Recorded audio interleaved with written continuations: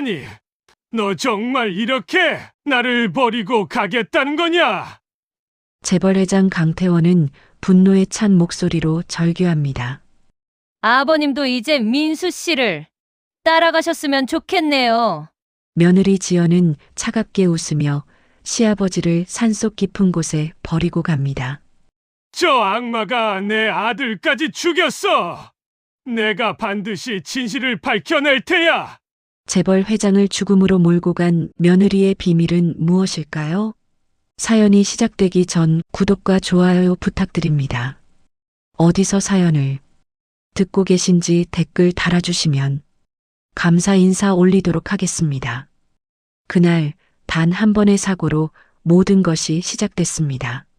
아니, 정확히 말하면 그건 사고가 아니었을지도 모릅니다.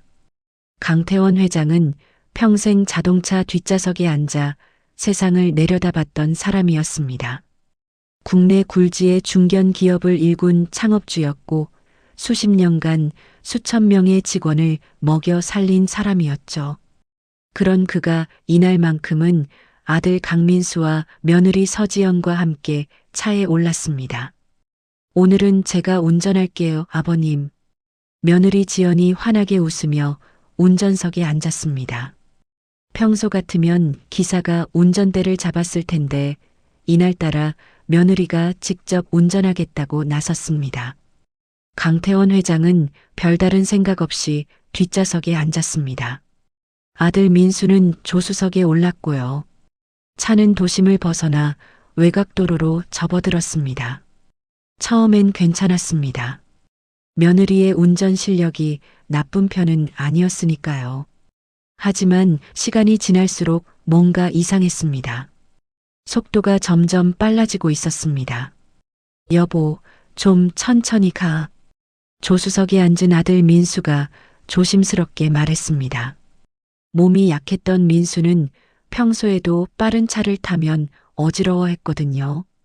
하지만 며느리는 그저 가볍게 웃어넘겼습니다. 괜찮아요, 여보. 이 정도는 안전해요.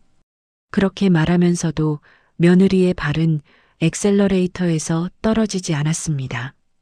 강태원 회장은 뒷좌석에서 창밖을 바라보고 있었습니다.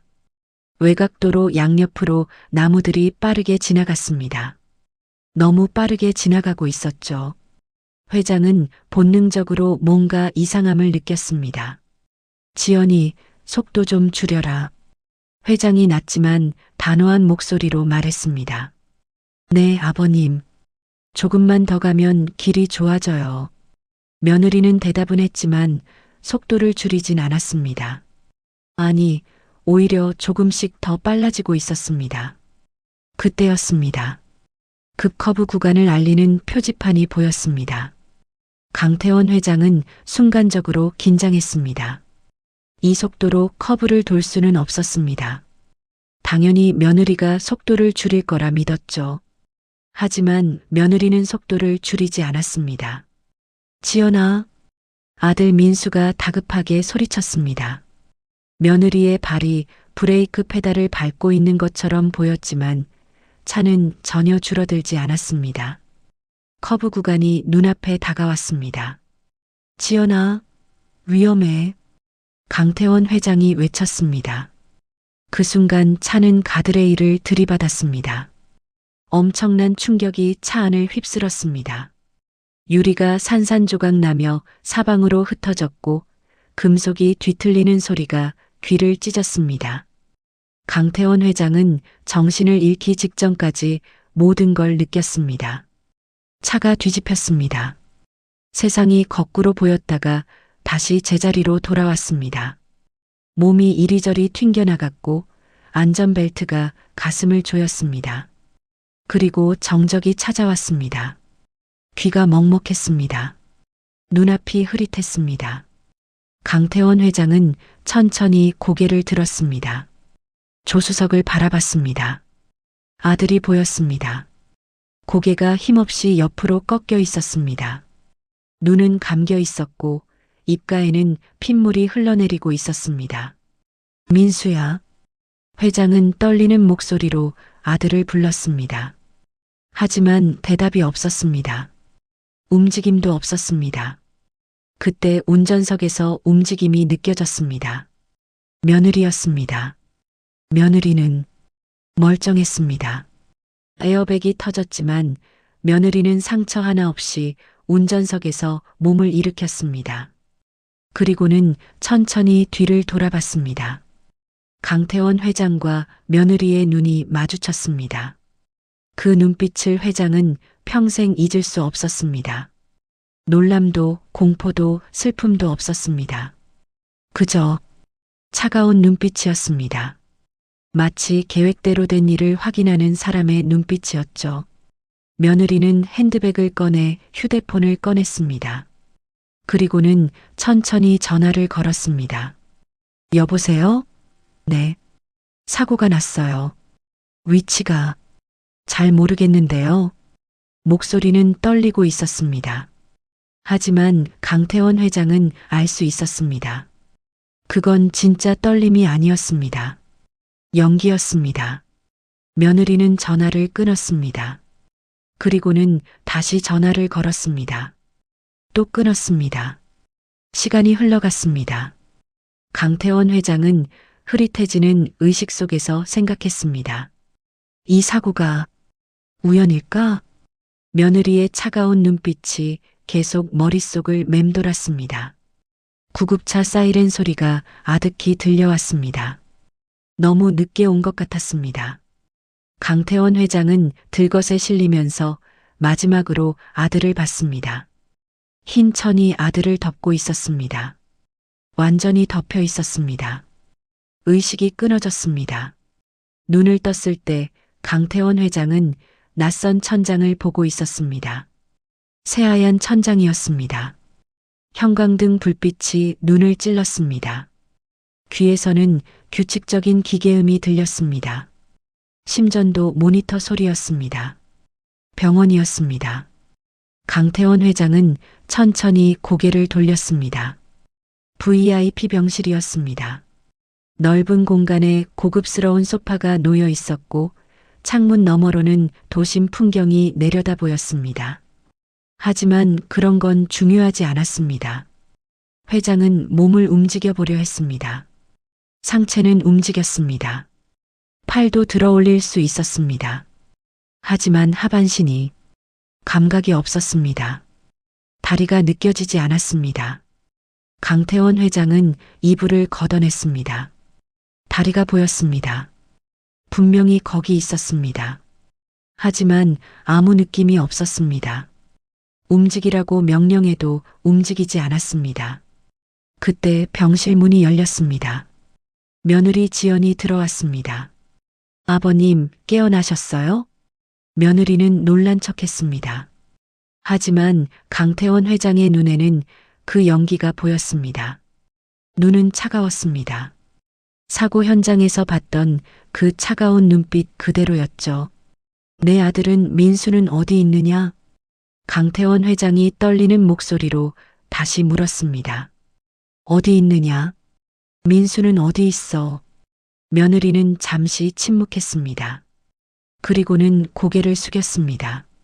아버님, 민수 씨는 사망했어요. 뭐? 현장에서 즉시 사망 판정을 받았어요. 강태원 회장의 머릿속이 하얗게 변했습니다. 며느리는 아들이 죽었다고 했습니다. 자신의 외아들이 죽었다고 했습니다. 평생 아껴 키운 아들이었습니다. 몸이 약해서 어릴 때부터 병원을 달고 살았던 아들이었습니다. 사람 만나는 것도 두려워해서 세상과 어울리지 못했던 아들이었습니다. 그래서 더 보호하고 싶었던 아들이었죠. 뭐라고? 우리 민수가 어떻게 되었다고? 회장의 목소리가 갈라졌습니다. 당장 내 앞에 민수 데리고 와라. 민수야. 민수 씨는 죽었어요, 아버님. 며느리는 냉정하게 말했습니다. 표정이 변화도 없이 담담하게 말했습니다. 눈물 한 방울 흘리지 않았습니다. 남편이 죽었는데도 울지 않는 여자였습니다. 강태원 회장은 며느리를 바라봤습니다. 며느리는 곧 고개를 돌려 창밖을 바라봤습니다. 그리고는 휴대폰을 꺼냈습니다. 잠시 실례할게요, 아버님. 며느리는 병실 안에서 전화를 받기 시작했습니다. 네, 저예요. 네, 회장님은 깨어나셨어요. 하반신이요? 아직 정확한 건 모르겠지만 며느리의 목소리가 병실 안에 울려 퍼졌습니다. 상속이랑 회사 문제는 제가 맡을게요. 걱정하지 마세요. 강태원 회장은 그 말을 듣고 있었습니다. 상속? 회사? 아들이 죽은 지 며칠이나 됐을까요? 아직 장례식도 치르지 않았을 텐데 며느리는 벌써 상속과 회사 이야기를 하고 있었습니다. 전화는 계속 이어졌습니다. 한 통, 두 통, 세 통. 며느리는 쉬지 않고 전화를 받았습니다. 모두 회사 관련 전화였습니다. 임원들이었고 변호사들이었고 회계사들이었습니다. 네, 이사회는 제가 준비할게요. 지분 구조요? 그건 변호사님이랑 상의해봐야.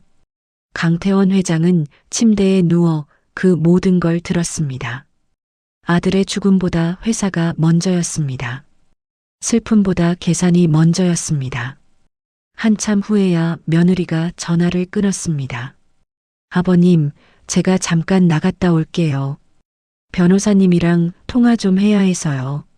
며느리는 그렇게 말하고는 병실 밖으로 나갔습니다. 강태원 회장은 혼자 남았습니다. 정적이 찾아왔습니다. 심전도 모니터 소리만 울려 퍼졌습니다. 그때 병실 문이 조심스럽게 열렸습니다. 의사였습니다. 나이 지긋한 담당 주치의가 차트를 들고 들어왔습니다. 회장님, 정신이 드셨습니까? 의사는 조심스럽게 물었습니다. 강태원 회장은 고개를 끄덕였습니다. 하반신은 어떻습니까? 감각이 없습니다. 의사는 침묵했습니다. 차트를 확인하고 검사 결과를 들여다봤습니다. 그리고는 침대 옆으로 다가왔습니다. 회장님, 의사가 낮은 목소리로 말했습니다.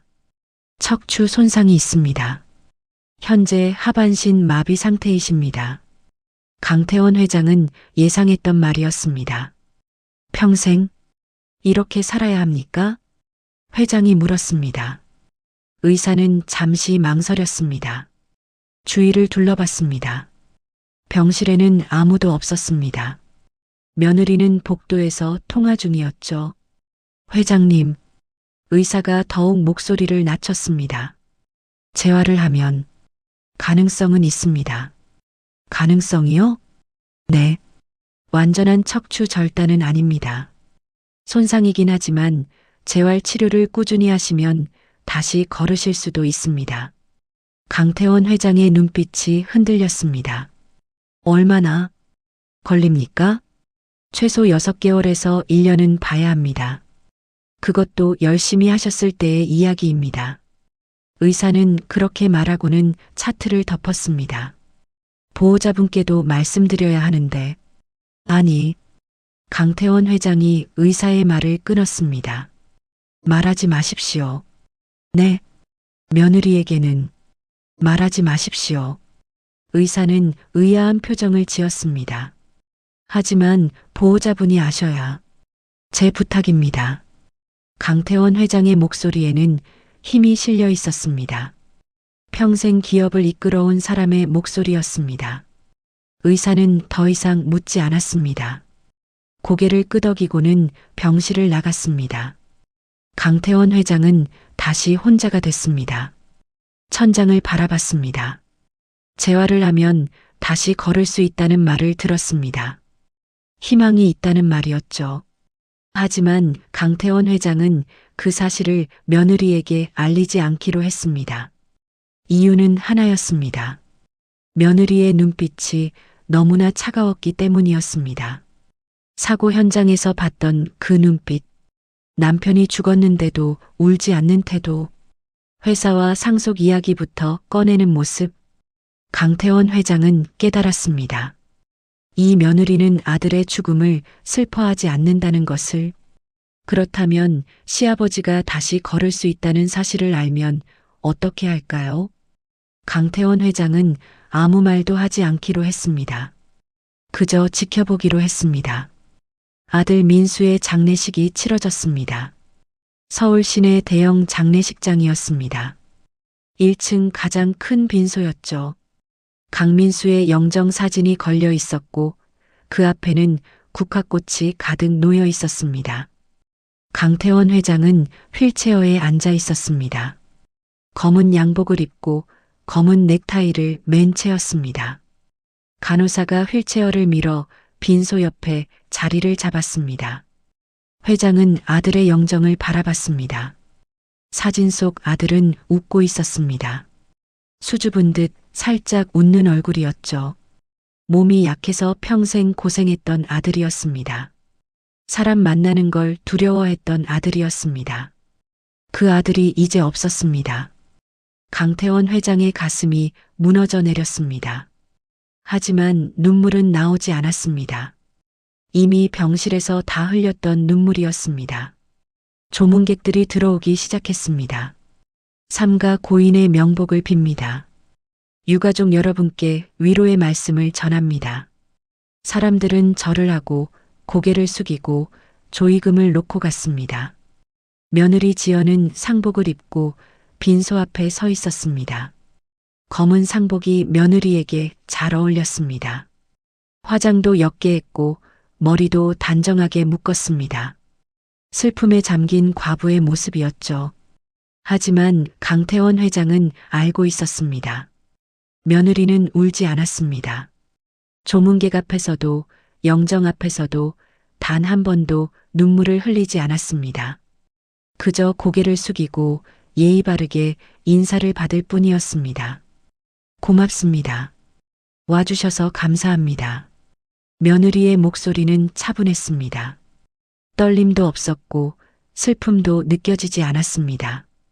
조문객 중에는 회사 임원들도 많았습니다. 상무, 전무, 이사들이 줄지어 들어왔습니다. 그들은 강태원 회장에게 먼저 인사를 해야 했습니다. 회장이 상주였으니까요. 하지만 이상한 일이 벌어졌습니다. 임원들은 강태원 회장에게 형식적으로 고개만 숙이고는 며느리에게로 갔습니다. 사모님, 힘내십시오. 사모님, 회사 일은 저희가 잘 챙기겠습니다. 사모님, 나중에 따로 말씀 좀 드려도 될까요?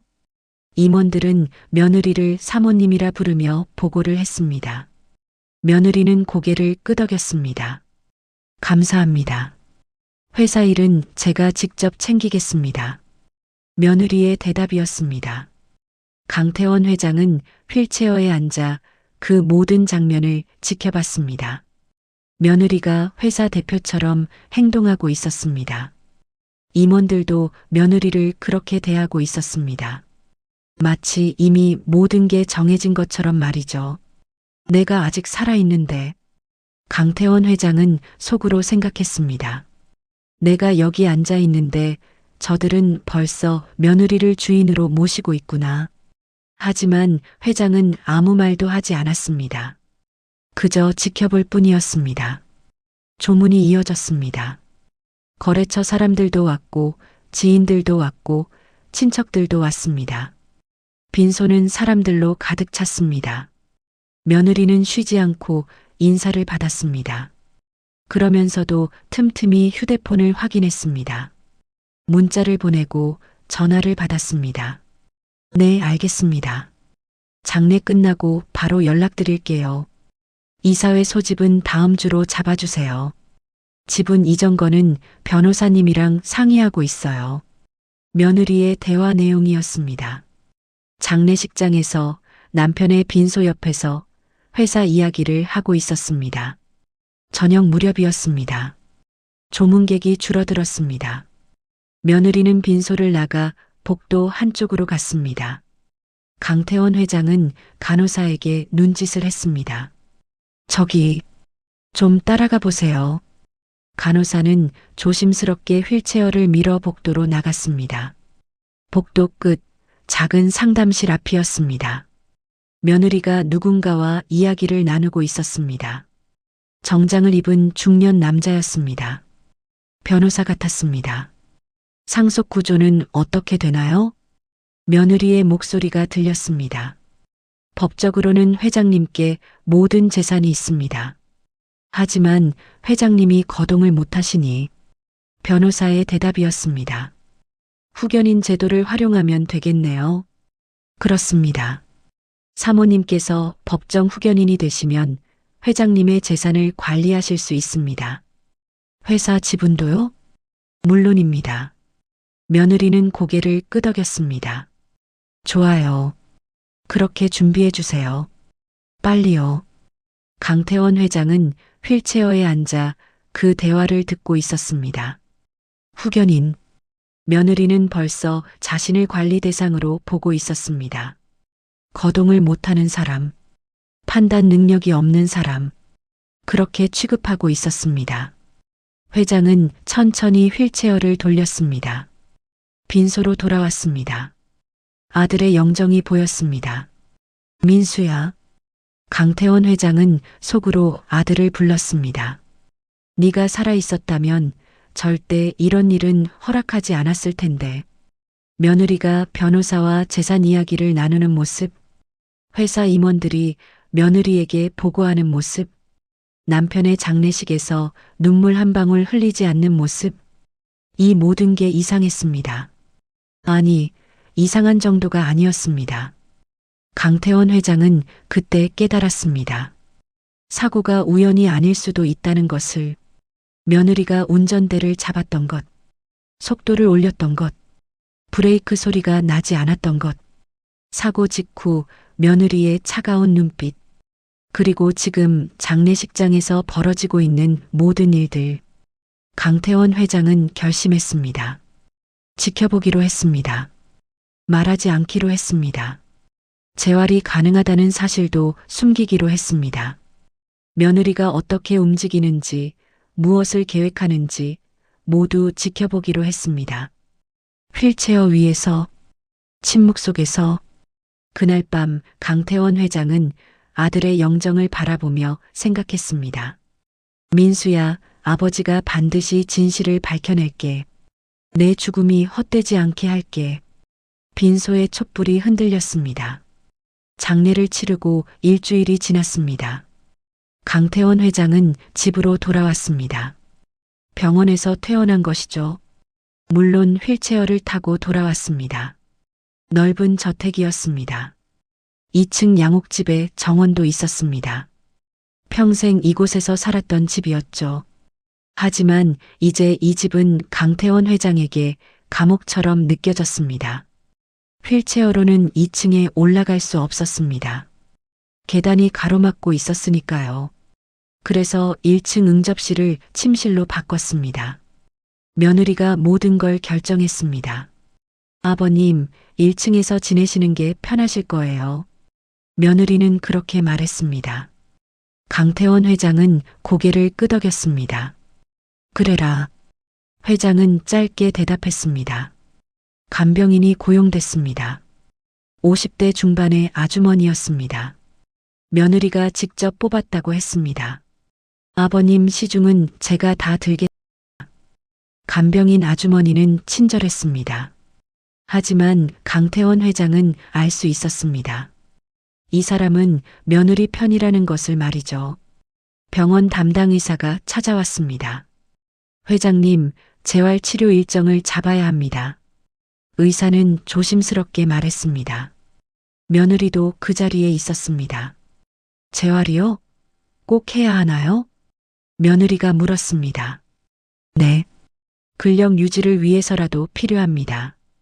그럼 일주일에 몇 번 정도 하면 되나요?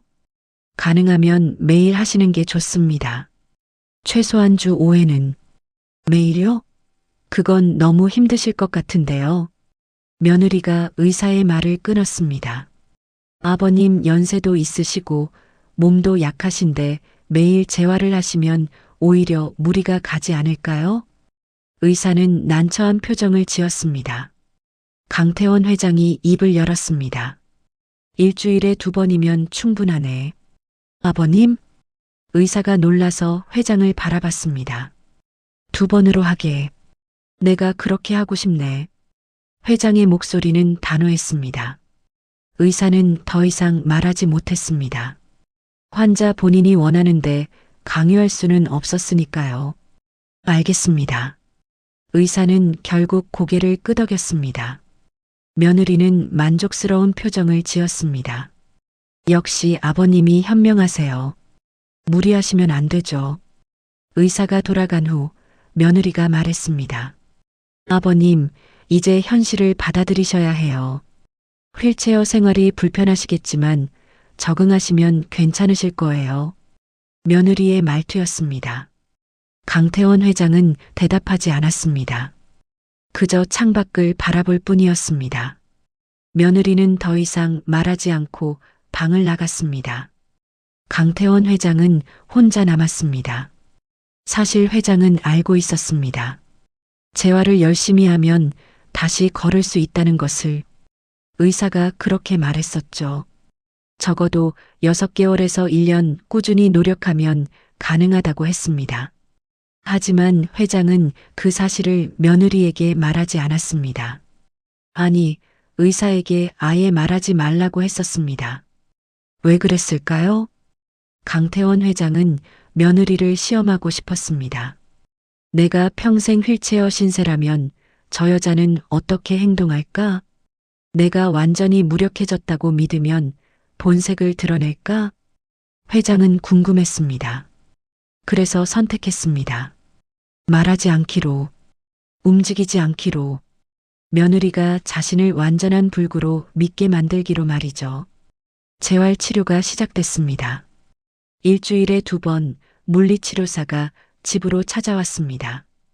강태원 회장의 다리를 움직여주고 상체 운동을 시켰습니다. 회장님, 조금만 더 힘내세요. 치료사는 격려했습니다. 하지만 강태원 회장은 적극적으로 하지 않았습니다. 시키는 대로만 했을 뿐이었습니다. 오늘은 여기까지만 할게요. 회장은 금방 지친 척했습니다. 치료사는 아쉬운 표정을 지었지만 환자가 힘들다는데 강요할 순 없었습니다. 며느리는 재활 시간이 끝나면 꼭 치료사에게 물었습니다. 어때요? 좀 나아지셨나요? 글쎄요. 회장님께서 적극적으로 하시지 않으셔서. 역시 그렇군요. 연세도 있으시고 의욕도 없으시니까요. 며느리는 그렇게 말했습니다. 그러면서 안도하는 표정을 지었습니다. 나을 가능성이 없구나. 며느리의 얼굴에 그런 생각이 떠올랐습니다. 시간이 지날수록 재활 횟수는 줄어들었습니다. 일주일에 2번이던 것이 일주일에 1번으로 줄었습니다. 아버님, 너무 무리하시는 것 같아서요. 1번으로 줄이는 게 어떨까요? 며느리의 제안이었습니다. 강태원 회장은 고개를 끄덕였습니다. 그래, 그렇게 하자. 며느리는 기뻐했습니다. 재활 치료는 점점 형식적으로 변했습니다. 하지만 강태원 회장은 혼자 있을 때면 달랐습니다. 간병인이 잠깐 자리를 비우면 회장은 조용히 팔 운동을 했습니다. 아령을 들고 팔굽혀펴기를 했습니다. 상체 근력만은 유지하려 했던 것이죠. 언젠가는 필요할 테니까. 회장은 생각했습니다. 며느리에게는 절대 들키지 않게 조용히 힘을 길렀습니다. 1달이 지났습니다. 며느리의 태도가 변하기 시작했습니다. 예전에는 그래도 아버님이라 부르며 예의를 갖췄습니다. 하지만 이젠 달랐습니다. 아버님, 식사 시간이에요. 며느리가 문을 열고 다가오지 않은 채 문 앞에서 말했습니다. 들어오지도 않고 말하느냐? 회장이 물었습니다. 바쁘거든요. 회사 일 때문에요. 며느리는 그렇게 대답하고는 가버렸습니다. 강태원 회장은 쓴웃음을 지었습니다. 이제 시작이로군. 며느리는 점점 회장을 사람이 아닌 관리 대상으로 대하기 시작했습니다. 식사 시간을 마음대로 정했고 면회 일정도 며느리 편한 대로 잡았습니다. 아버님, 오늘은 손님 받지 마세요. 제가 피곤해서요. 내가 피곤한 게 아니라 네가 피곤하다고? 네. 제가 관리하는 거니까요. 며느리는 당당하게 말했습니다. 강태원 회장은 더 이상 따지지 않았습니다. 그저 지켜봤습니다. 휠체어 위에서, 침묵 속에서 며느리가 어디까지 갈지 보기 위해서였습니다. 회장은 매일 밤 창밖을 바라보며 생각했습니다. 조금만 더 기다리자. 증거가 필요하니까.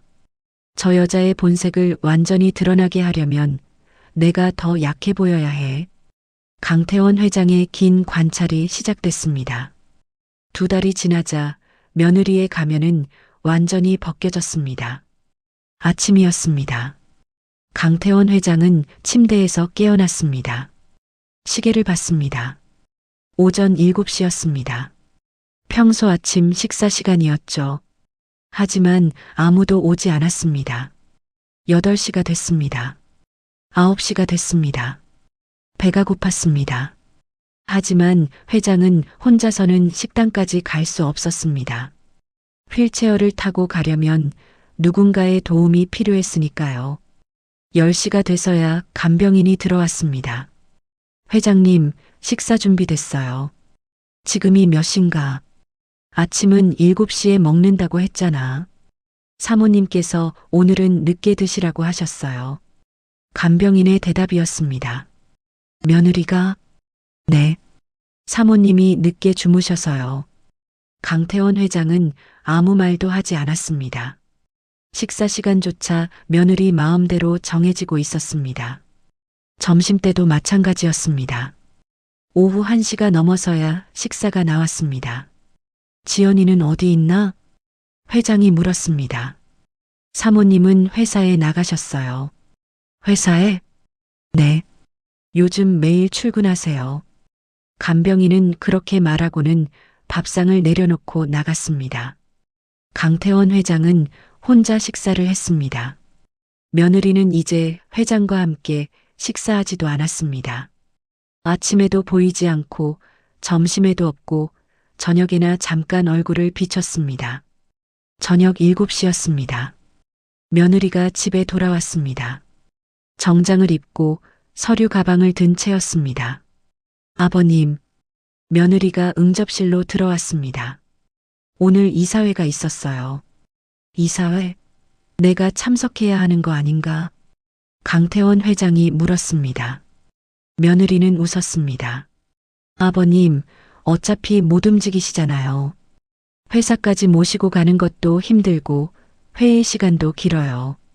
아버님 건강 생각해서 제가 대신 참석했어요. 며느리의 말투였습니다. 어차피 못 움직이시잖아요. 그 말이 강태원 회장의 가슴을 찔렀습니다. 며느리는 이제 회장을 무능력자 취급하고 있었습니다. 움직이지 못하니 판단 능력도 없다고 생각하는 것 같았습니다. 이사회에서 무슨 안건이 나왔는데? 회장이 물었습니다.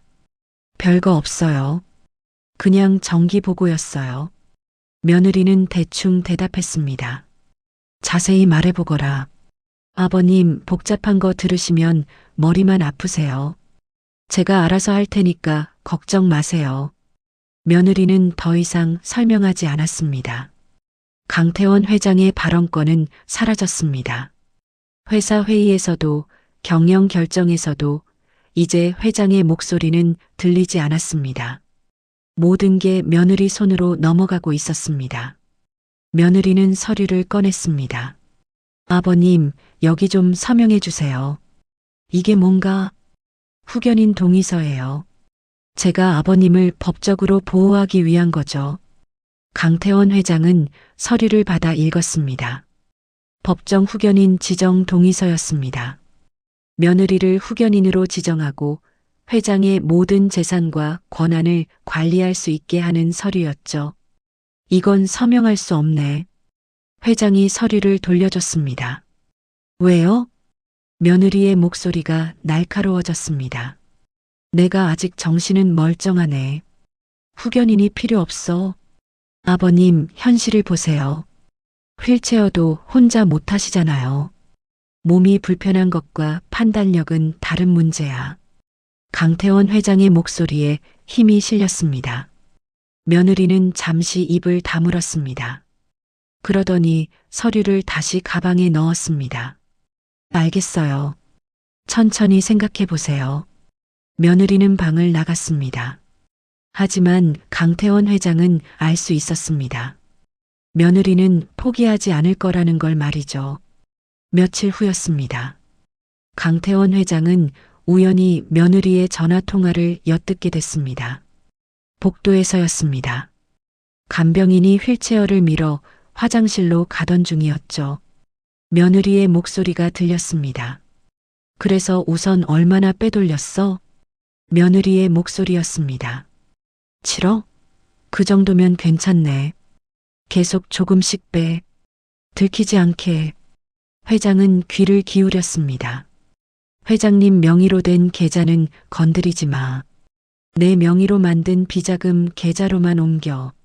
며느리는 계속 말했습니다. 이번 달 안에 40억은 확보해야 해. 나중에 문제 생기면 그걸로 해외로 나갈 거니까. 전화가 끊어졌습니다. 강태원 회장은 가만히 있었습니다. 간병인은 아무것도 못 들은 척했습니다. 회장은 방으로 돌아와 생각했습니다. 회사 돈을 빼돌리고 있구나. 내 명의가 아닌 며느리 명의로 비자금을 만들고 있어. 해외로 도피할 계획까지 세우고 있고. 강태원 회장은 모든 걸 기억했습니다.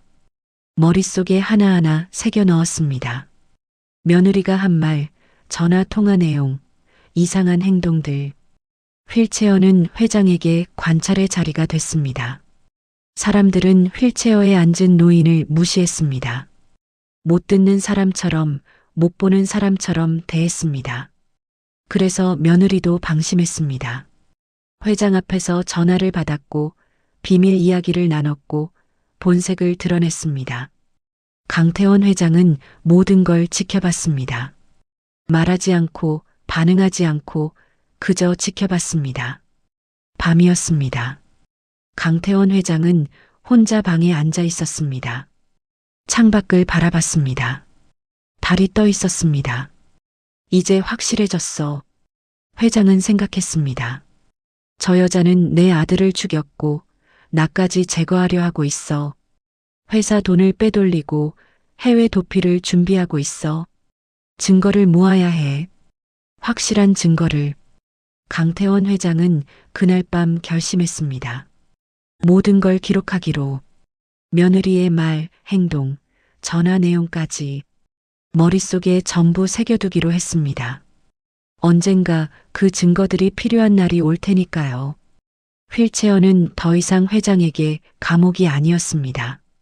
관찰석이었습니다. 며느리의 민낯을 낱낱이 볼 수 있는 최고의 자리였습니다. 강태원 회장은 조용히 기다렸습니다.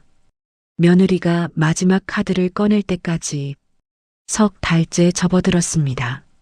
며느리의 태도는 이제 완전히 달라져 있었습니다. 더 이상 아버님이라는 호칭에 예의가 담기지 않았습니다. 그저 형식적인 소리일 뿐이었죠. 어느 날 저녁이었습니다. 며느리가 강태원 회장의 방으로 들어왔습니다. 아버님, 무슨 일인가? 요즘 아버님 안색이 안 좋으세요. 며느리는 그렇게 말하며 의자에 앉았습니다. 집에만 계시니까 답답하시죠? 공기 좋은 데 가시면 어떨까요? 강태원 회장은 며느리를 바라봤습니다. 공기 좋은 곳? 네. 요양하시기 좋은 곳이요. 며느리는 환하게 웃었습니다. 하지만 그 웃음엔 온기가 없었습니다. 요양원 말인가? 아니에요. 요양원은 아니고. 며느리는 잠시 말을 멈췄습니다. 가까운 지인이 소유한 수목원 겸 별장인데 공기 맑고 굉장히 조용해서 휴식하기에 너무 좋다 하더라고요.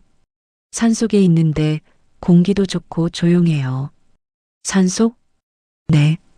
거기서 좀 쉬시면 건강에 도움이 될 것 같아서요. 강태원 회장은 고개를 끄덕였습니다. 그래, 알았네. 며느리는 의외라는 표정을 지었습니다. 반대할 줄 알았던 모양이었죠. 정말요? 그럼 다음 주쯤 한번 다녀오시죠. 그렇게 하자. 회장은 짧게 대답했습니다. 며느리는 만족스러운 얼굴로 방을 나갔습니다. 강태원 회장은 창밖을 바라봤습니다. 시작됐구나. 회장은 생각했습니다. 드디어 마지막 수를 두는구나. 하지만 강태원 회장은 알고 있었습니다. 그건 요양이 아니라는 것을. 며칠이 지났습니다. 며느리는 매일같이 산속 별장 이야기를 꺼냈습니다. 아버님, 거기 정말 좋대요. 제가 미리 확인해 봤어요. 그래. 네. 조용하고 사람도 없고 완전히 쉴 수 있어요. 사람도 없다는 말이 의미심장하게 들렸습니다. 언제 갈 건가? 회장이 물었습니다. 이번 주 금요일 어때요? 제가 직접 모시고 갈게요. 기사는? 기사요? 아니에요. 제가 직접 운전할게요. 며느리는 빙그레 웃었습니다. 평소에 기사님이 계시니까 제가 아버님 모실 기회가 없잖아요. 이번엔 제가 직접 모시고 싶어요. 강태원 회장은 그 말을 듣고 확신했습니다. 목격자를 원하지 않는구나. 기사를 데려가지 않는 이유는 분명했습니다. 증인이 되지 않게 하려는 것이었죠. 그래, 그렇게 하자. 회장은 또다시 순순히 동의했습니다. 며느리는 의아했지만 더 이상 묻지 않았습니다. 금요일이 다가왔습니다. 며느리는 출발 전날 밤 회장의 방으로 왔습니다. 아버님, 내일 일찍 출발할 거예요. 몇 시에? 아침 7시쯤요.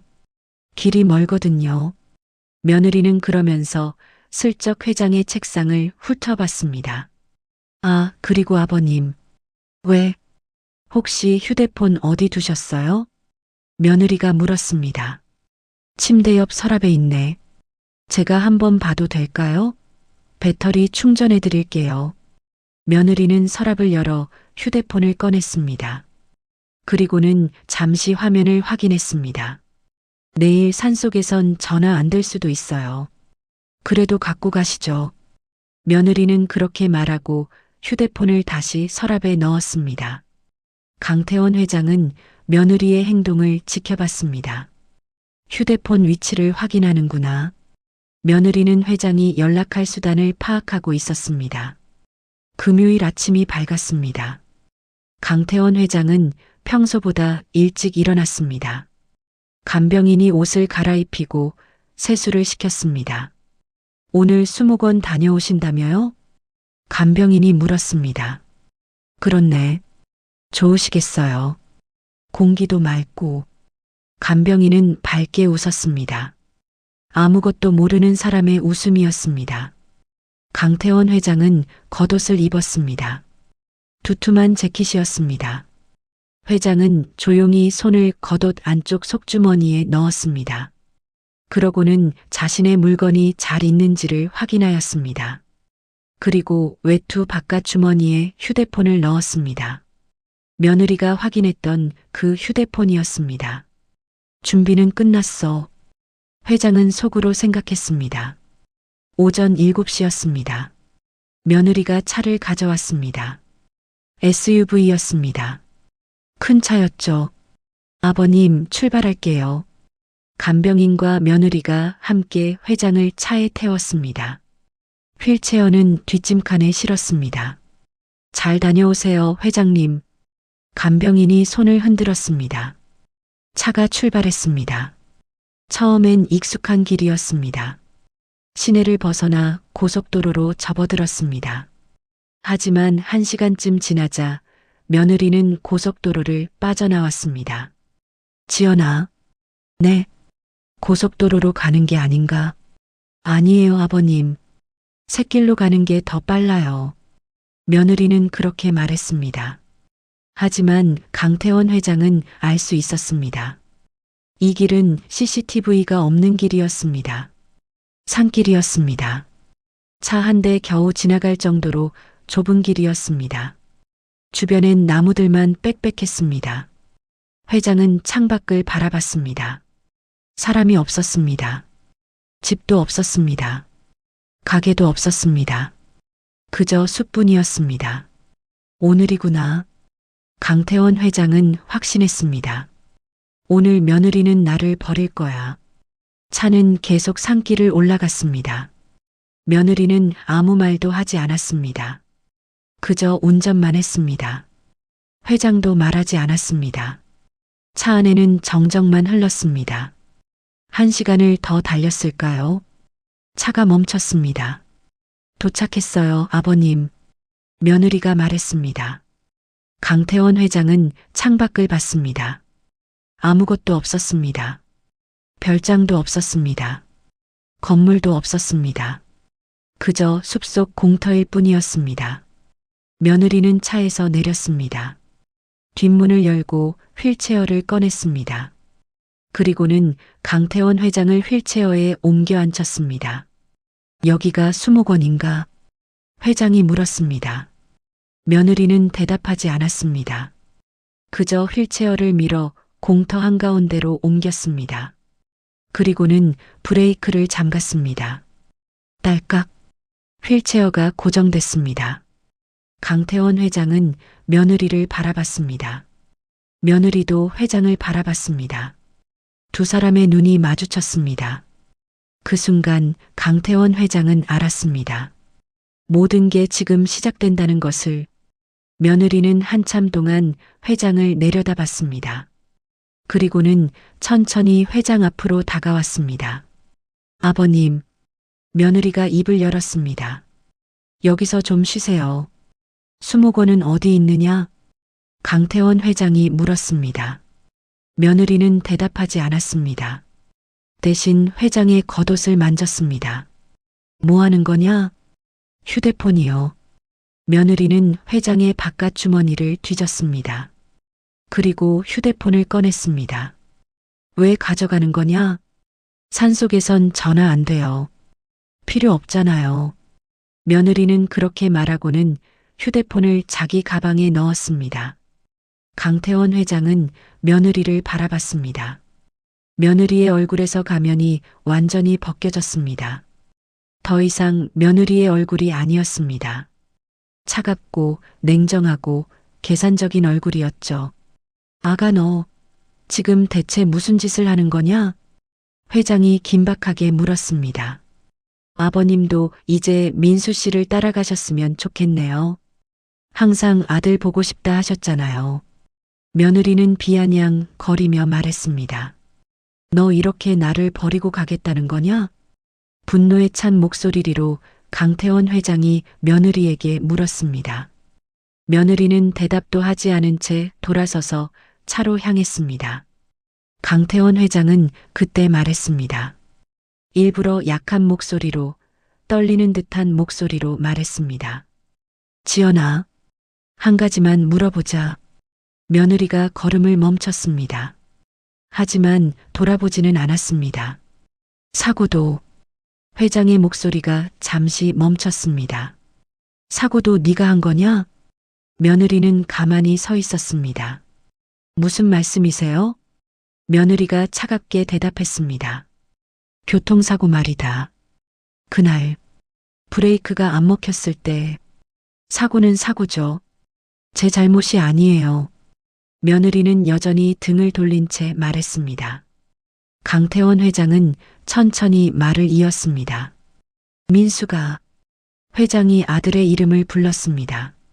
민수가 죽던 날 너는 울지 않았어. 며느리의 어깨가 미세하게 움직였습니다. 남편이 죽었는데 눈물 한 방울 안 흘렸지. 회장의 목소리가 조금씩 힘을 얻었습니다. 장례식장에서도 병원에서도 한 번도 슬퍼하지 않았어. 며느리는 여전히 돌아보지 않았습니다. 대신 전화만 받았지. 상속 이야기, 회사 이야기만 했어. 강태원 회장은 계속 말했습니다. 그게 정상인가? 남편을 사랑했다면 그럴 수 있나? 며느리가 천천히 돌아섰습니다. 두 사람의 눈이 다시 마주쳤습니다. 며느리의 얼굴에 이상한 미소가 번졌습니다. 사랑이요? 며느리가 웃었습니다. 사랑이라니, 아버님. 처음부터 사랑 같은 건 없었어요. 며느리의 목소리가 변했습니다. 더 이상 예의 바른 며느리의 목소리가 아니었습니다. 그럼 왜 결혼했느냐? 돈이죠. 뭐겠어요. 며느리는 당당하게 말했습니다. 강태원 회장은 며느리를 응시했습니다. 돈 때문에 우리 민수와 결혼했다는 거냐? 네. 재벌집 아들이잖아요. 며느리는 아무렇지도 않게 말했습니다. 몸 약하고 사람도 못 만나는 남자였지만 돈은 있었으니까요. 강태원 회장의 주먹이 떨렸습니다. 며느리는 회장 쪽으로 천천히 걸어왔습니다. 솔직히 말할까요? 며느리가 휠체어 앞에 섰습니다. 어차피 며느리의 입가에 냉소가 걸렸습니다. 어차피 다 끝났으니까요. 강태원 회장은 며느리를 바라봤습니다. 며느리는 자신이 이미 이겼다고 믿고 있었습니다. 회장은 휠체어에 갇혀 있고 휴대폰도 없고 산속에 홀로 남겨질 사람이었으니까요. 아무도 없는 곳에서, 아무도 듣지 않는 곳에서 며느리는 진실을 말하기 시작했습니다. 저는 처음부터 알고 있었어요. 며느리가 말했습니다. 당신 아들이 오래 못 산다는 걸요. 몸이 약했잖아요. 의사들도 그렇게 말했어요. 심장도 안 좋고 건강도 안 좋고. 며느리는 차갑게 웃었습니다. 그래서 결혼했어요. 어차피 몇 년 못 갈 거라 생각했죠. 강태원 회장의 가슴이 무너져 내렸습니다. 그런데 말이에요. 며느리의 목소리가 짜증스럽게 변했습니다. 생각보다 오래 살더라고요. 뭐라고? 5년이나 살았어요. 5년 동안 간병하고 뒷바라지하고 병원 다니고. 며느리는 한숨을 쉬었습니다. 제 인생이 다 없어지는 것 같았어요. 강태원 회장은 며느리를 바라봤습니다. 이 여자는 아들을 사랑한 적이 단 한 번도 없었습니다. 그저 돈만 보고 왔던 것이었습니다. 그래서 사고를 낸 거냐? 회장이 떨리는 목소리로 물었습니다. 며느리는 잠시 침묵했습니다. 그리고는 고개를 끄덕였습니다. 네, 그 한마디였습니다. 강태원 회장의 세상이 무너졌습니다. 네가 정말로 브레이크 라인을 건드렸어요. 전문가한테 돈 주고 부탁했죠. 며느리는 담담하게 말했습니다. 커브 구간에서 사고 나게 했어요. 남편만 죽으면 됐는데. 며느리가 회장을 바라봤습니다. 아버님까지 차에 타고 계셨네요. 그래도 괜찮았어요. 아버님도 어차피 나이 많으시고 거추장스러우시니까. 며느리는 그렇게 말했습니다. 강태원 회장은 숨을 쉴 수가 없었습니다. 며느리는 자기 아들을 죽였습니다. 계획적으로 치밀하게 돈 때문에 죽였습니다. 그리고 아버님도 이제. 며느리가 말을 이었습니다. 없어져야 제 인생이 시작되죠. 며느리는 휠체어의 브레이크를 다시 한번 확인했습니다. 단단히 잠겨 있었습니다. 여기서 편히 쉬세요, 아버님. 며느리는 그렇게 말하고는 차로 향했습니다. 강태원 회장은 며느리를 불렀습니다.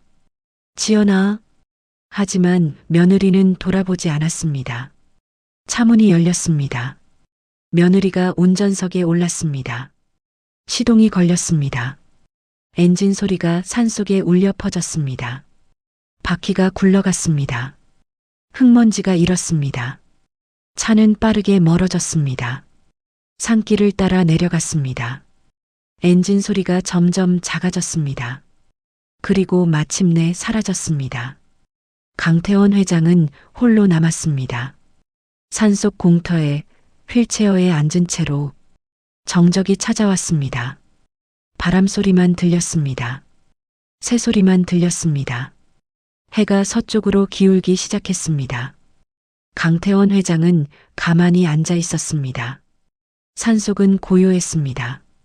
차가 떠난 지 1시간쯤 지났을까요?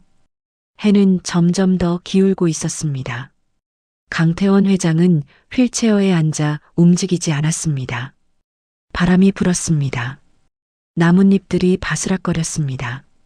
새 한 마리가 날아가는 소리가 들렸습니다. 그 외에는 아무 소리도 없었습니다. 사람 목소리도 차 소리도 아무것도 들리지 않았습니다. 강태원 회장은 천천히 고개를 들었습니다. 하늘을 바라봤습니다. 구름이 천천히 흘러가고 있었습니다. 그리고 회장은 움직였습니다. 천천히, 아주 천천히 손을 들어 올렸습니다. 겉옷 안쪽으로 손을 넣었습니다. 속주머니였습니다. 손끝에 뭔가 딱딱한 것이 만져졌습니다. 강태원 회장은 그것을 꺼냈습니다. 작은 휴대폰이었습니다. 업무용 보조 휴대폰이었습니다. 며느리가 빼앗아간 휴대폰은 바깥 주머니에 있던 개인 휴대폰이었습니다. 사람들은 보통 휴대폰을 하나만 가지고 다니니까 며느리도 그렇게 생각했던 것이죠. 하지만 강태원 회장은 2개를 가지고 다녔습니다. 하나는 며느리가 알고 있는 폰, 하나는 며느리가 모르는 폰. 회장은 화면을 켰습니다. 녹음 앱이 떠 있었습니다. 빨간 점이 깜빡이고 있었습니다.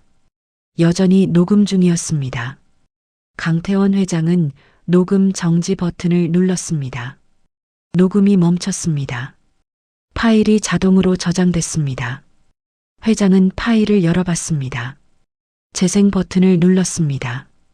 스피커에서 소리가 흘러나왔습니다. 며느리의 목소리였습니다. 처음부터 사랑 같은 건 없었어요. 돈이죠. 뭐겠어요. 몸 약하고 사람도 못 만나는 남자였지만 돈은 있었으니까요. 모든 대화가 선명하게 녹음돼 있었습니다. 며느리가 돈 때문에 결혼했다는 말, 아들이 오래 살 줄 몰랐다는 말, 5년 동안 간병하느라 인생이 없어졌다는 말, 그리고 결정적인 자백, 브레이크 라인을 건드렸어요. 전문가한테 돈 주고 부탁했죠.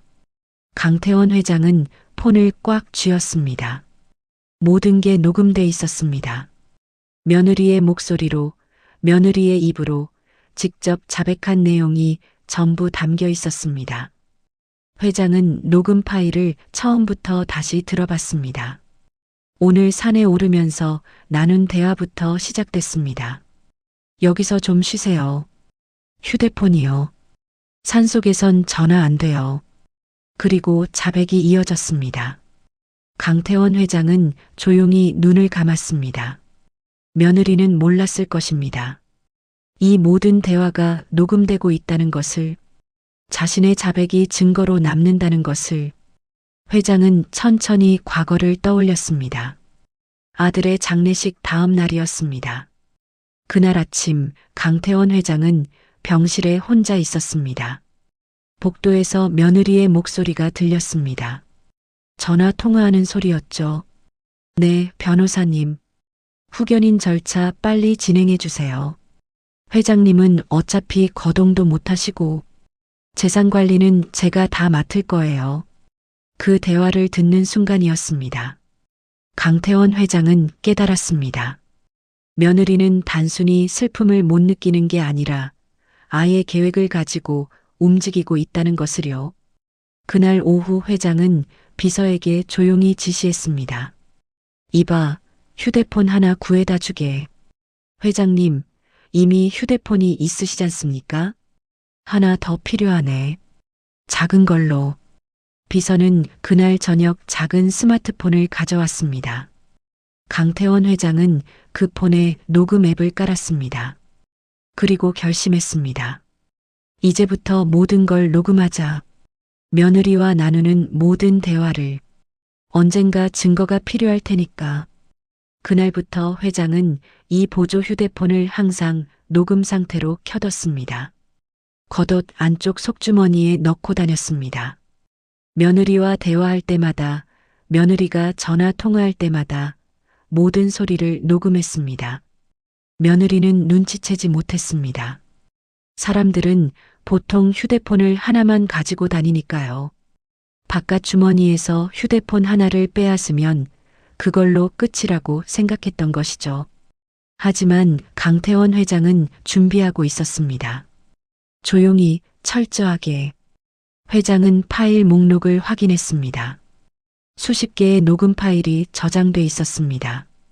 며느리가 회사 돈을 빼돌리는 전화 통화, 변호사와 후견인 절차를 의논하는 내용, 아버님, 어차피 못 움직이시잖아요 라며 무시하던 말들, 그리고 오늘의 결정적 자백, 모든 게 담겨 있었습니다. 강태원 회장은 휴대폰을 다시 속주머니에 넣었습니다. 해가 더 기울었습니다. 산속은 점점 어두워지고 있었습니다. 하지만 강태원 회장은 두렵지 않았습니다. 오히려 마음이 편했습니다. 게임은 이미 끝나 있었으니까요. 며느리는 자신이 이겼다고 믿고 떠났습니다. 회장을 산속에 버리고 모든 걸 차지했다고 생각했을 것입니다. 하지만 며느리는 몰랐습니다.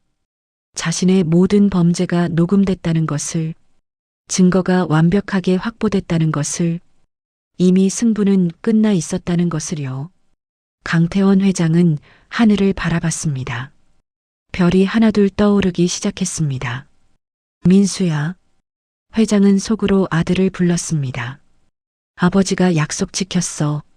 내 죽음의 진실을 밝혔어. 이제 곧 모든 게 끝날 거야. 바람이 불었습니다. 나뭇잎들이 바스락거렸습니다. 마치 아들이 대답하는 것 같았습니다.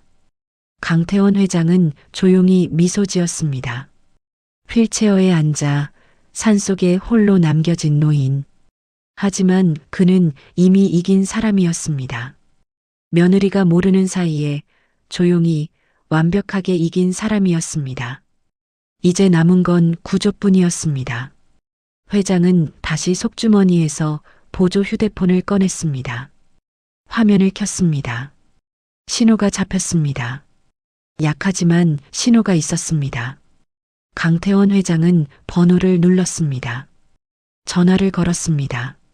신호음이 울렸습니다. 누군가 전화를 받았습니다. 여보세요? 회장의 변호사였습니다. 강태원 회장은 조용히 말했습니다. 나야.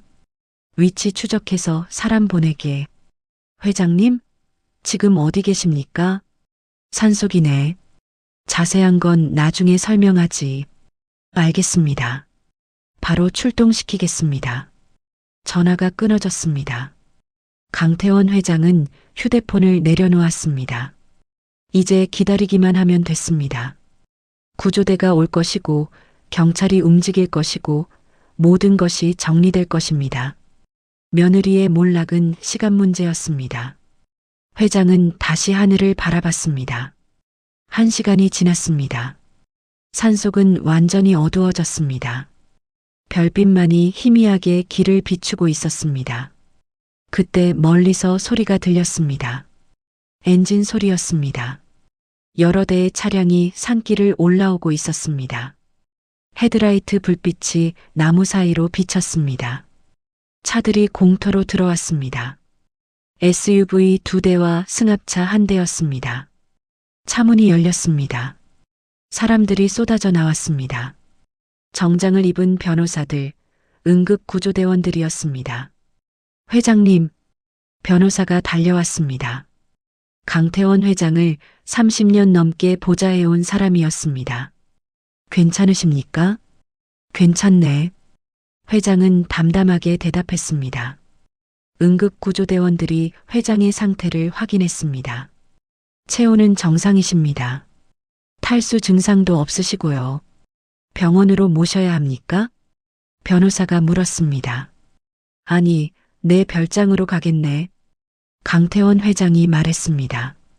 일단 녹음 파일부터 확인해야 하니까. 변호사는 고개를 끄덕였습니다. 회장님, 무슨 일이신지 말씀해 주실 수 있으십니까? 강태원 회장은 간단하게 설명했습니다. 며느리가 산속으로 데려와 유기했다는 것, 휴대폰을 빼앗아 갔다는 것, 그리고 모든 대화를 녹음했다는 것. 녹음 파일을 들려드리지. 회장은 보조 휴대폰을 꺼냈습니다. 변호사가 파일을 재생했습니다. 스피커에서 며느리의 목소리가 흘러나왔습니다. 브레이크 라인을 건드렸어요. 전문가한테 돈 주고 부탁했죠. 이제 당신도 없어져야 제 인생이 시작되죠. 변호사들의 얼굴이 굳어졌습니다. 이건 명백한 살인 계획과 유기 범죄입니다. 강태원 회장은 구조대원들의 도움을 받아 차에 올랐습니다. 산을 내려가기 시작했습니다. 차량 행렬이 산길을 따라 천천히 내려갔습니다. 1시간 후 일행은 강태원 회장의 별장에 도착했습니다. 별장 안은 조용했습니다. 강태원 회장은 변호사를 통해 며느리 지연의 동태를 확인했습니다. 며느리는 내일 긴급 이사회 준비를 한다며 회사에 있다는 것을 확인했습니다. 변호사와 강태원 회장은 눈빛을 교환했습니다. 이사회라. 회장이 중얼거렸습니다. 아마 후견인 지정 안건을 통과시키려는 모양이군. 저희가 바로 맡겠습니다. 변호사가 전화를 꺼냈습니다. 회사 이사들에게 연락하기 시작했습니다. 네, 지금 바로 회장님 지시사항 전달드립니다. 긴급 이사회는 무효입니다. 회장님께서 직접 지시하셨습니다. 네, 증거 자료도 준비돼 있습니다. 변호사들의 긴박한 전화가 이어졌습니다. 회사 법무팀이 움직였습니다. 회계팀도 움직였습니다. 며느리 명의로 된 비자금 계좌가 추적됐습니다. 회사 자금 횡령 내역이 드러났습니다. 40억 원이 넘는 돈이 빠져나간 것이 확인됐습니다. 다음 날 아침이었습니다. 회사 이사회실이었습니다. 며느리 서지연은 회의 테이블 끝에 앉아 있었습니다. 그럼 오늘 안건은 회장 후견인 지정건입니다. 며느리가 말했습니다. 제가 법정 후견인이 되어 회장님의 재산과 회사 경영권을 관리하는. 그때 회의실 문이 열렸습니다. 변호사 3명이 들어왔습니다. 뒤이어 경찰관 2명이 들어왔습니다. 며느리의 얼굴이 굳어졌습니다. 무슨 일입니까? 서지연 씨. 경찰관이 앞으로 나왔습니다. 존속살해 미수, 유기, 업무상 횡령 혐의로 긴급 체포합니다. 뭐라고요? 며느리가 자리에서 벌떡 일어났습니다. 무슨 소리예요? 증거라도 있어요? 변호사가 노트북을 열었습니다. 스피커가 켜졌습니다. 며느리의 목소리가 회의실에 울려 퍼졌습니다. 브레이크 라인을 건드렸어요. 전문가한테 돈 주고 부탁했죠.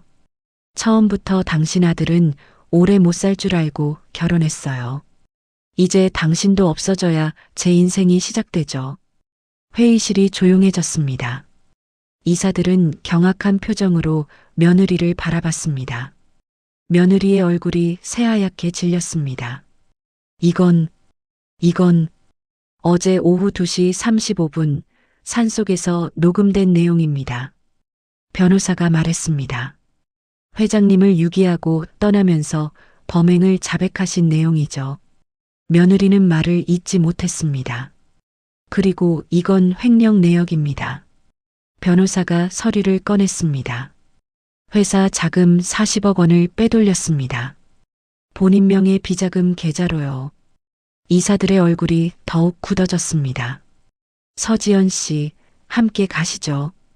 경찰관이 수갑을 꺼냈습니다. 그때 회의실 문이 다시 열렸습니다. 휠체어 탄 어떤 노인이 들어왔습니다. 바로 강태원 회장이었습니다. 며느리는 얼어붙었습니다. 어떻게 여기. 며느리의 목소리가 떨렸습니다. 강태원 회장은 조용히 며느리를 바라봤습니다. 자네는 한 가지를 몰랐지. 회장이 말하자 며느리의 눈이 커졌습니다. 나는 핸드폰 2개를 가지고 다녔네. 회장은 속주머니에서 작은 휴대폰을 꺼냈습니다. 자네가 빼앗아간 건 바깥 주머니에 있던 개인 폰이었어. 며느리는 입을 벌린 채 굳어 있었습니다. 이 폰은 아들 장례식 다음 날부터 항상 녹음 상태로 켜놨지. 강태원 회장의 목소리는 차갑고 단호했습니다. 자네가 한 모든 말, 모든 행동이 다 기록돼 있네. 경찰관이 며느리에게 수갑을 채웠습니다. 차가운 금속 소리가 울렸습니다.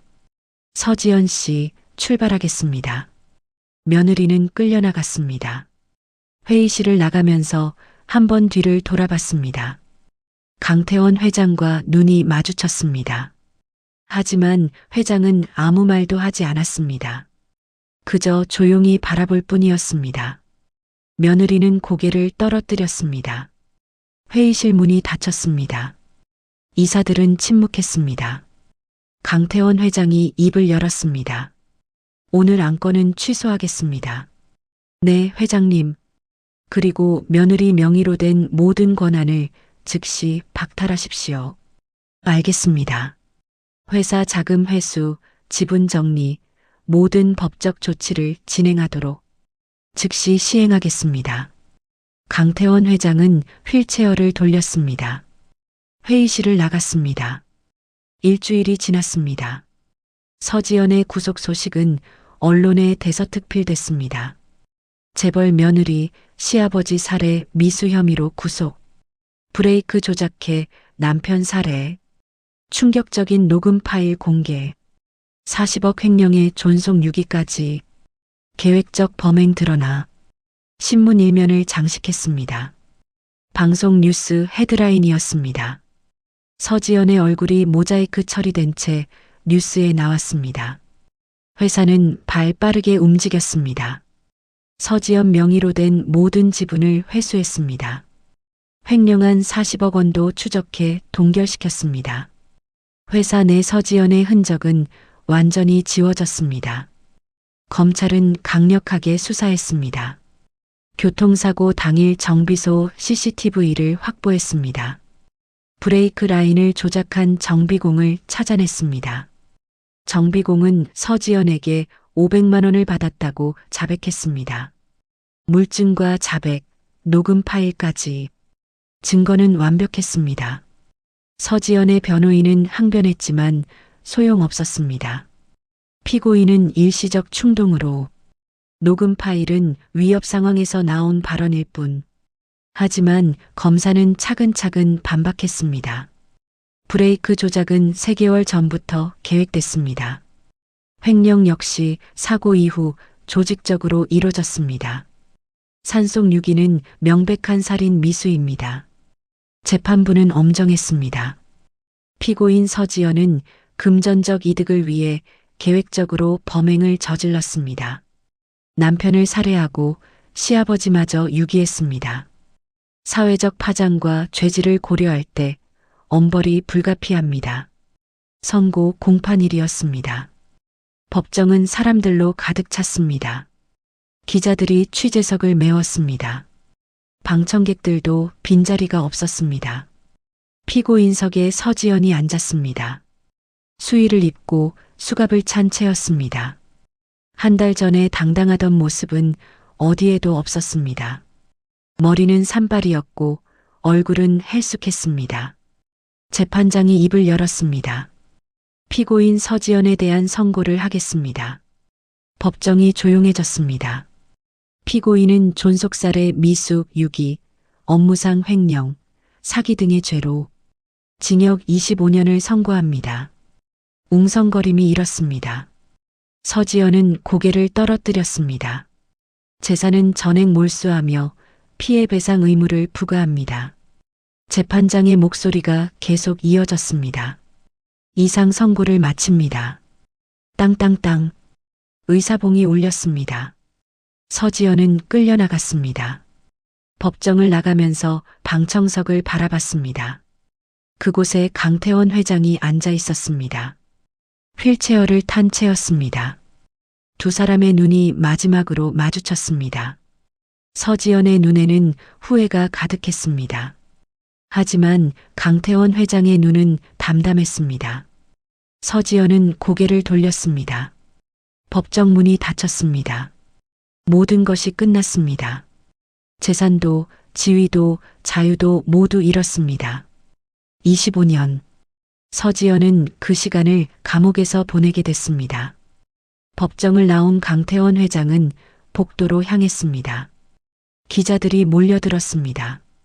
회장님, 한 말씀 부탁드립니다. 며느리의 선고에 대해 어떻게 생각하십니까? 아드님의 죽음에 대한 심경은? 하지만 회장은 대답하지 않았습니다. 변호사가 기자들을 막았습니다. 회장님은 건강상 인터뷰가 어렵습니다. 일행은 법원을 빠져나왔습니다. 차에 올랐습니다. 회사로 향했습니다. 1시간 후 회사 이사회실이었습니다. 임시 주주총회가 열렸습니다. 이사들이 모두 모였습니다. 강태원 회장이 휠체어를 타고 입장했습니다. 회장님, 이사들이 일제히 일어나 인사했습니다. 회장은 고개를 끄덕이고 상석으로 갔습니다. 오늘은 중요한 발표가 있습니다. 회장이 입을 열었습니다. 이사들은 긴장한 표정으로 회장을 바라봤습니다. 그동안 어려운 시기를 함께 견뎌줘서 고맙습니다. 회사는 이제 정상화됐습니다. 횡령된 자금도 회수했고 법적 문제도 정리됐습니다. 회장은 잠시 말을 멈췄습니다. 그리고 천천히 휠체어의 팔걸이를 잡았습니다. 이사들은 의아한 표정을 지었습니다. 강태원 회장은 힘을 주기 시작했습니다. 팔에 힘이 들어갔습니다. 상체가 일어났습니다. 무릎이 펴졌습니다. 다리가 바닥을 디뎠습니다. 그리고 회장은 일어섰습니다. 완전히 일어섰습니다. 휠체어에서 벗어났습니다. 두 발로 서 있었습니다. 이사회실이 정적에 휩싸였습니다. 이사들은 입을 벌린 채 얼어붙었습니다. 회장님, 이게... 누군가 떨리는 목소리로 말했습니다. 강태원 회장은 천천히 한 걸음 내디뎠습니다. 그리고 또 한 걸음. 걸음걸이는 조금 불안정했지만 분명히 걷고 있었습니다. 저는 3달 전부터 재활을 해왔습니다. 회장이 말했습니다. 아무도 모르게 혼자서. 이사들은 경악했습니다. 며느리에게도 알리지 않았습니다. 그 여자가 저를 완전한 불구로 믿게 하기 위해서였죠. 회장은 회의 테이블에 손을 짚었습니다. 그 여자는 제가 평생 휠체어 신세일 거라 믿었습니다. 그래서 방심했고 본색을 드러냈고 결국 자백했습니다. 회장은 천천히 이사들을 둘러봤습니다. 만약 제가 걸을 수 있다는 걸 알았다면 그 여자는 절대 진실을 말하지 않았을 겁니다. 이사들은 고개를 끄덕였습니다. 그래서 저는 일어서지 않았습니다. 그 여자가 모든 것을 자백할 때까지. 강태원 회장의 목소리는 단호했습니다. 휠체어는 제게 감옥이 아니었습니다. 관찰의 자리였고 증거를 모으는 자리였습니다.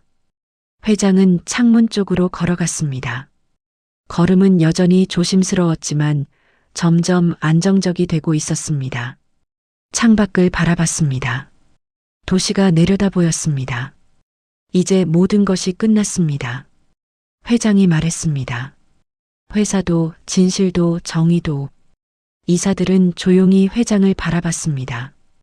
강태원 회장은 하늘을 올려다봤습니다. 민수야. 회장은 속으로 아들을 불렀습니다. 아버지가 약속 지켰어. 내 억울함을 풀어줬어. 이제 편히 쉬렴. 창밖으로 햇살이 쏟아져 들어왔습니다. 따뜻한 빛이 회장의 얼굴을 비쳤습니다. 강태원 회장은 조용히 미소 지었습니다. 긴 싸움이 끝났습니다. 침묵으로 시작해서 진실로 끝난 싸움이었습니다. 휠체어에 앉아 모든 것을 참고 견뎠던 시간들. 하지만 그 시간은 헛되지 않았습니다. 정의는 결국 승리했습니다. 강태원 회장은 다시 휠체어로 돌아갔습니다. 아직 완전히 회복된 것은 아니었으니까요. 하지만 이제 휠체어는 다른 의미였습니다. 더 이상 숨기 위한 도구가 아니었습니다. 치유를 위한 과정일 뿐이었습니다. 회장은 휠체어에 앉으며 생각했습니다. 단 한 번의 반전으로 모든 것을 끝냈어. 그것으로 충분했어. 이사회실 밖으로 햇살이 쏟아졌습니다. 새로운 시작이었습니다. 오늘 전해드린 이야기는 여기까지입니다. 끝까지 함께 해주셔서 고맙습니다. 이 사연이 잠시라도 마음에 머물렀다면 다음 이야기도 함께 해주세요. 또 다른 이야기로 다시 인사드리겠습니다.